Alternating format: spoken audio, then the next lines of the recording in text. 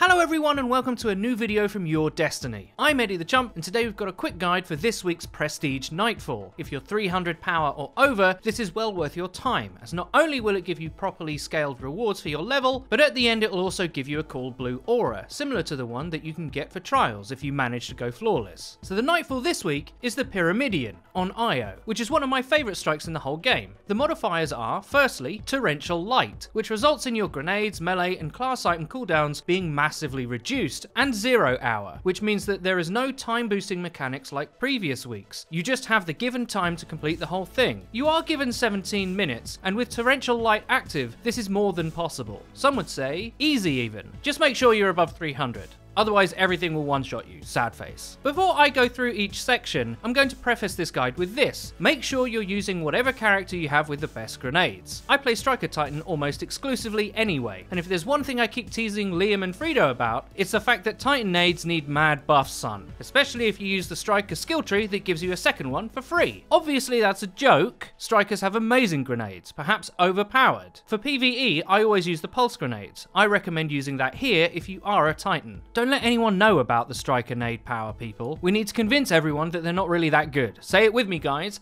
Hashtag Striker nades need mad buffs. All jokes aside, torrential light will benefit any class really. It's just some are obviously stronger than others when it comes to certain things. Liam used Night Stalker with Void Wall and the smoke grenade that turns himself and friendlies invisible. Being able to spend a lot of time unseen is great actually, if you need to res or stay alive. You just have to get this fact in your mind. Torrential light really does let you spam your abilities. You'll hardly ever have to actually shoot anything, especially if you have pulse grenades, or two. Warlock healing rifts are great in this context too, so don't worry about that. Plus if you're playing Stormcooler, you get great offensive nade options anyway. If you have one Striker Titan or two in your party, you should be absolutely fine. Right, onto the sections. Rather than show you absolutely every encounter, I'll just show you the skips or zones that might be particularly challenging, as after I've summarised how you should proceed, this one tactic will be the same for every fight. The most important thing is to stay safe and launch grenades until everything is dead.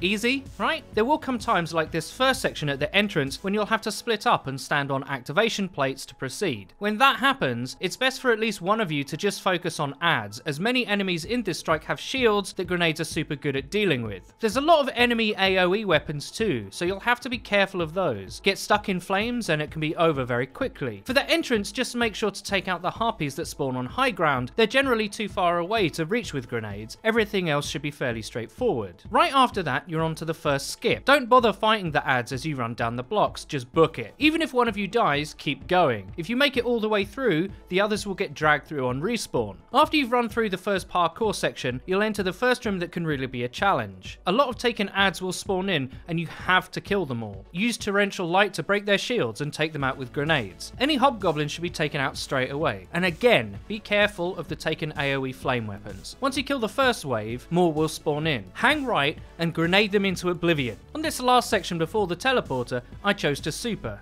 You might want to do the same. Some powerful enemies come through here. After clearing them, run through the gate. What comes next is another platforming section with the beams. You know what to do, race through, don't get hit. That's pretty much it. The room after that can be a challenge. You have to split up and stand on plates to get through. Taken will spawn relentlessly, and the left side of the room is populated by Taken captains, as well as adds that can make them invulnerable. Grenade everything to within an inch of its life. See what I mean? It's fairly straightforward once you know. The third central pad is the hardest, as you'll get an ultra to kill as well. After you've done that, the gate unlocks and you can reach the teleporter. Just remember to skip the adds that spawn in front of it. After you teleport, there's more adds and another energy beam section. Just race through as you've done with all the others. The next room is probably the hardest in the entire strike. There's 3 platforms that you have to hack before the next teleporter will open. There's a lot of high power taken throughout, and each node is guarded by a Minotaur and minions that can make it invulnerable. There isn't really that much to say apart from stay safe, abuse torrential light, and systematically work through it until you've done all 3. Be very careful of hobgoblins again, as they can melt you. Once you do all 3, the teleporter unlocks, but more adds spawn. Race through, don't get bogged down. Even if only one of you makes it, the others will get dragged through, just like previously. After that, it's just the lift down to the boss. For the boss encounter itself, it works exactly the same as outside of the Nightfall. Do damage, he'll hide behind a shield, and you have to unlock the shield by standing on 2 pads. After enough damage, he'll give up on hiding and just free roam as ads continuously spawn. It's fairly easy actually, the modifiers really help with ad control. Just be careful of his purple flame attack, it can kill you very, very quickly. And that's about it. Be safe, be smart, and that dank aura will be yours. I really hope you found this video useful. If you did, please don't forget to leave a rating. If you never want to miss another video of ours again, please click the bell icon next to the subscribe button on our channel to join the notification squad. You'll be in good company. And finally, please check out the Your Destiny Twitter, where you can find updates about new videos and other good stuff.